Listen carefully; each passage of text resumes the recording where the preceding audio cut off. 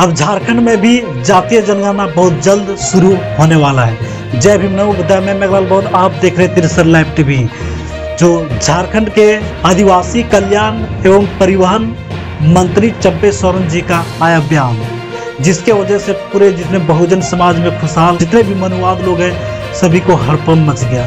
क्योंकि जातीय जनगणना से आखिर क्या फायदा है, क्या नुकसान है, आपको हम चीज करके बताएंगे। हमारे साथ अंत तक बने रहें। बिहार में जातीय जनगणना का रिपोर्ट आने के बाद उस बिहार में भी पता चल गया कि जितने भी सरकारी विभाग है उस सरकारी विभाग में कौन कौन कब्जा करके बैठा हुआ है। उसी तरह झारखंड में भी जातीय जनगणना होने के बाद जो है हर विभाग में आपको खुद पता चल जाएगा कि कौन जाति के लोग खास करके विशेष सरकारी संपत्ति पर कब्जा करके बैठा हुआ है। कौन है वो लोग जो आपको जितने भी अधिकार है सब अधिकार से आपको वंचित रखना चाहता है। आप अगर स्कूल के क्षेत्र में जाते हैं तो उसमें भी प्रिंसिपल से लेके जितने भी टीचर है सब किसी खास विशेष जातियों को बड़े बड़े पोस्ट में भी वो कब्जा करके बैठा हुआ है। अब वो अगर कोर्ट की ओर जाते हैं तो उसमें वकील भी देखिए, जज भी देखिए, सब विशेष खास करके आपको जाति बड़े बड़े पोस्टों में बैठा हुआ है। आप अगर चल जाते हैं कल्याण विभाग की ओर, उसमें भी जितने भी तरह से बड़े पोस्ट है सब बड़े बड़े पोस्ट में सचिव है, अधिकारी है, कई तरह से पोस्ट में जो सो केवल विशेष जाति लोग करके बैठा हुआ है। आप एसडीएम, आईएएस, आईपीएस जितने भी पदाधिकारी होता है हर विभाग सरकारी विभाग में भी विशेष करके खास जातियों करके कब्जा करके बैठा हुआ है।